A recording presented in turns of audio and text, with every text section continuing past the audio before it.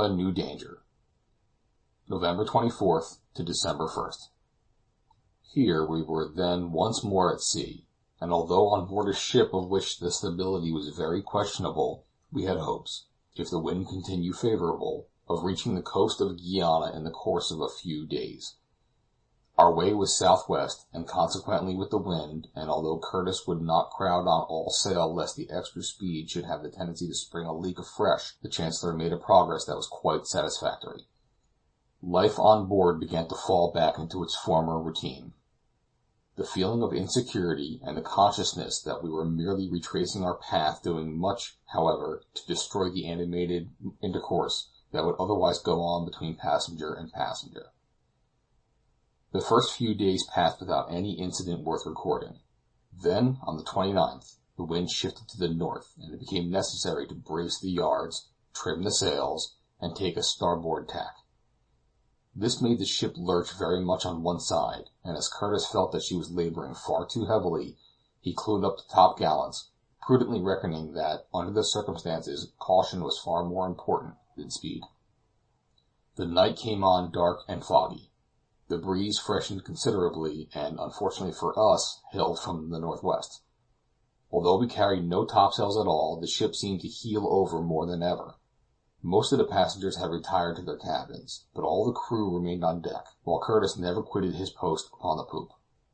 Toward 2 o'clock in the morning I was myself preparing to go to my cabin, when Burke, one of the sailors who had been down in the hold, came on deck with the cry, "2 feet of water below."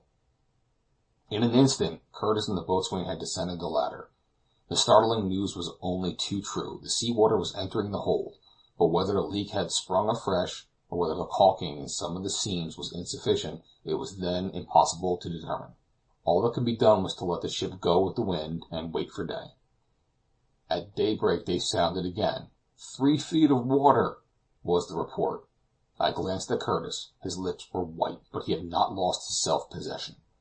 He quietly informed such of the passengers as were already on deck of the new danger that threatened us. It was better that they should know the worst, and the fact cannot be long concealed. I told Monsieur Letourneur that I could not help hoping that there might yet be time to reach the land before the last crisis came. Falsten was about to give vent to an expression of despair, but he was soon silenced by Miss Herbey, asserting her confidence that all would yet be well. Curtis at once divided the crew into 2 sets, and made them work incessantly, turn and turn about the pumps.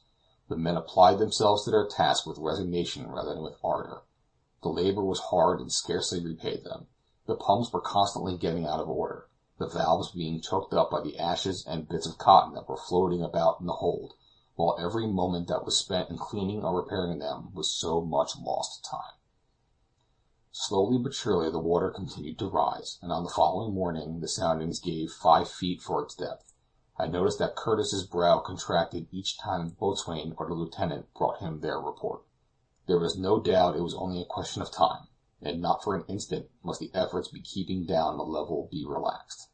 Already the ship had sunk a foot lower in the water, and as her weight increased she no longer rose buoyantly with the waves, but pitched and rolled considerably.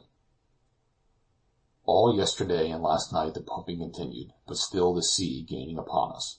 The crew are weary and discouraged, but the second officer and the boatswain set them a fine example of endurance, and the passengers have now begun to take their turn at the pumps.